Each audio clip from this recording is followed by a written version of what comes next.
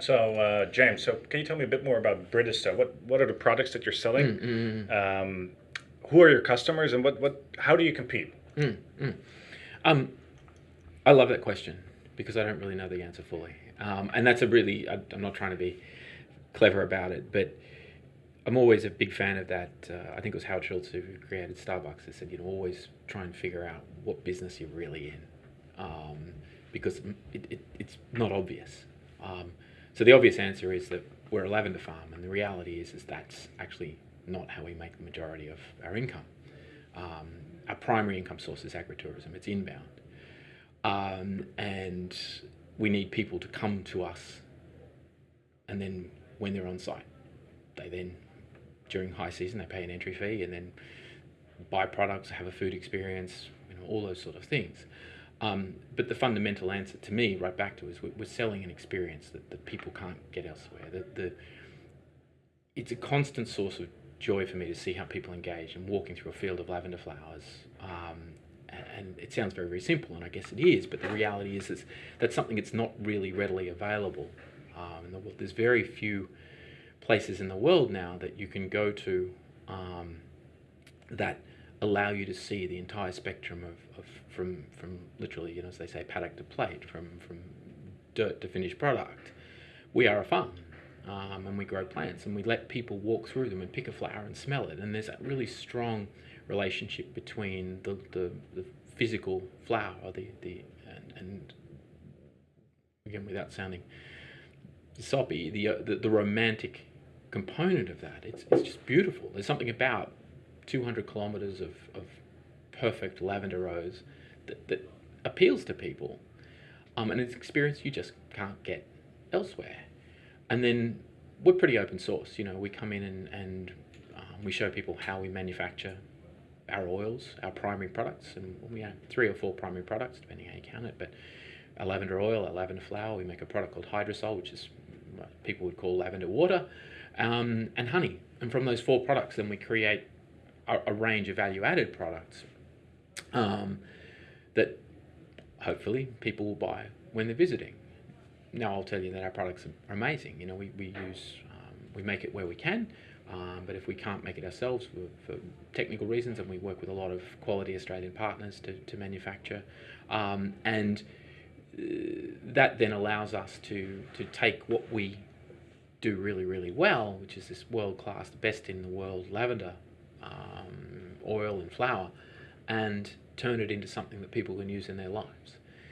And so, kind of coming back to your question, which is really what we're in the business in, is experiential, and making people's lives better. I have this really interesting philosophy that I think I'm the only one who believes it, maybe, but nobody needs lavender in their life. Like, they really don't. If there was some cataclysm that stopped lavender growing in the world, I think everyone would take about 1 second of their life to say, "Oh, that's a shame. That was, you remember, that was really beautiful." But you actually don't need it. It's almost the ultimate luxury. But the thing about it is, it actually does make you feel better. Lavender is extremely powerful yet extremely natural fragrance. Helps you calm and helps you relax. And the irony is, for ours, it's a really, really old-fashioned business, is actually in really should be used in very, very modern times. I think that the challenge that most people face in their lives is they're extremely busy. There's more demand on people than there ever has been. And just that moment is something as simple as a hand cream that's fragranced, is they just take, rub their hands together and smell and take that moment. It's just them. And it's just clearing their mind, and it's calm and it's focused, and it lets them get back to their busy lives.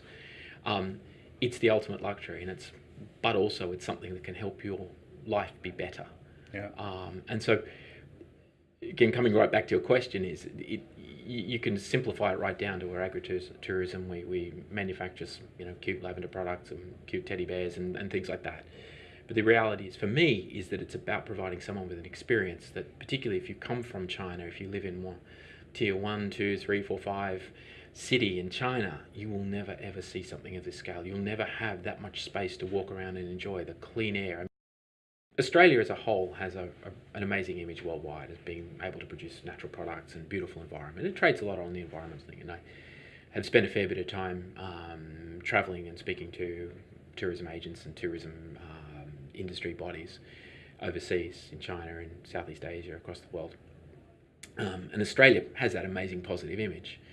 But Tasmania is even unique amongst Australia, that it's kind of viewed as Australia Plus. Super clean, super fresh. You know, it has some of the cleanest soil, water, air, and from that you can create these magical products. And we're one of a group of small but unique producers in Tasmania that create things like saffron and truffles and crayfish and seafood and all these sort of wonderful things, because the base, the platform that you build off is just so amazing.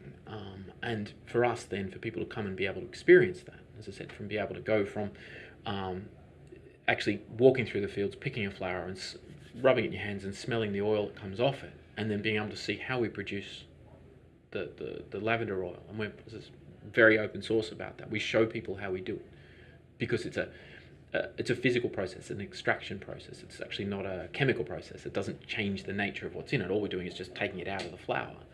And then they're able to see that and smell that. And we literally have the nicest smelling factory in the world, because you come in and it's just beautiful fragrance and steam, and your skin's better when you leave, and you feel calmer. And then we're able to literally bottle it and then turn it into value-add products. And you're able to see that entire value chain from end to end, and it's almost unique. You can't walk into food factories anymore because of health and safety regulations. You can't